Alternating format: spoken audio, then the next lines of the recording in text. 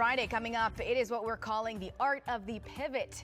Meet Monica Barnes, once a completely different career path, now the executive producer of The Steve Harvey Show. Her leap of faith coming up next.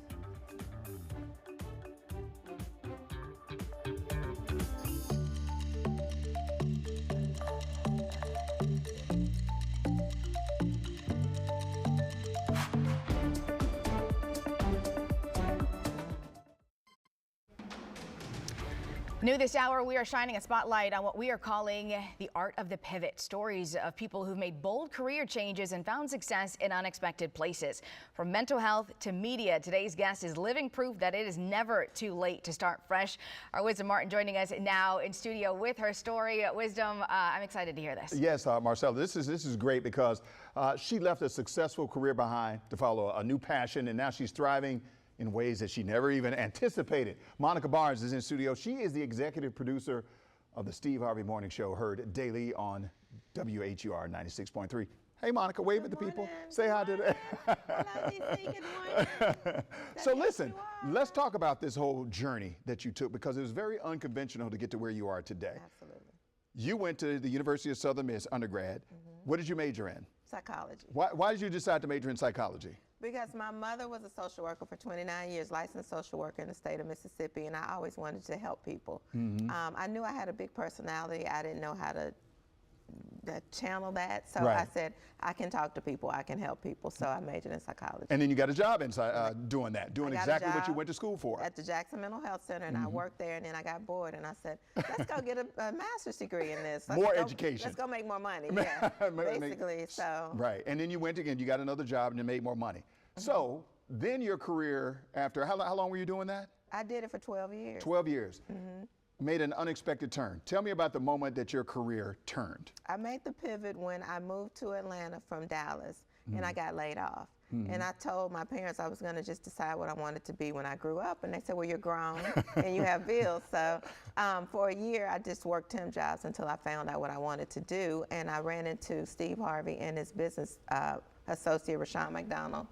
And I told them about how I wrote grants. And now, where was this? Where did you meet, run into, like randomly run into? A random into? restaurant in Atlanta at 12. It's in Atlantic Station. We were in a restaurant, and one of my good friends worked for them. So we were all sitting around talking, and Steve started talking about my big head, and I said, well, you have big lips. So it just kind of, you know, it was a fun lunch. And at the end of it, he found out that I did have a lot of good sense and that I could write grants. So I actually was hired to start working with his foundation. But he had just, we had to redo the foundation, 501c3 and all. So in the interim, he said, just come into the studio and learn radio production. So he and his business partner basically taught me radio. And 17 years later, here I am as executive producer. 17 years later, just a random meeting at a restaurant. Random. At any point during this, this interaction with Steve Harvey, were you nervous about taking on this new challenge? Why not? Why not? Because I felt, like I said, I've always felt that I had a bigger personality, and it was for some purpose. And now that I'm in entertainment, I think that's where I needed to be. And I still get to help people. I still get to use my degrees because I still work with people who have certain challenges. So. You're talking about your coworkers. Yes. I know you're talking about the coworkers. Yes. And I work with 3 comedians, so I need all of my formal training. Right. During this journey, if there's somebody out there who is, in the middle of some of the same, because, we're talking in DC a lot about some of the things that are going on about people getting laid off and people losing their jobs, seems like on a regular basis now.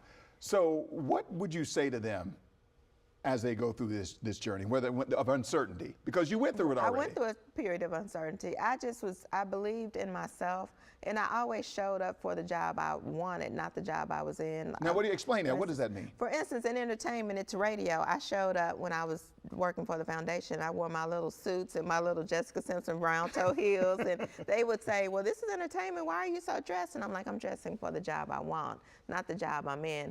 And I always believe in be ready so you don't have to get ready. So I always believed in being organized, efficient, and showing up as my best self. Nothing was too small for me. I was running to get coffee. I was printing copies. I was assisting the producer at the time. The executive producer was Rashawn McDonald. And anything that was needed of me, I was there to do it, And I knew it wasn't going to be a overnight success thing. So I had to learn every inch of radio production. And years later, Yeah. it paid off. All right. So, Okay, what's next for Monica? You 17 years with Steve Harvey. What's next? well, if this goes away, I'm going to be a bartender in Aruba. I'm going to join you. I'm going to do whatever you're doing Right, next. I'm a bartender in Aruba, yeah. Got you. Okay. All right. Well, thank you very much for coming in and sharing your story.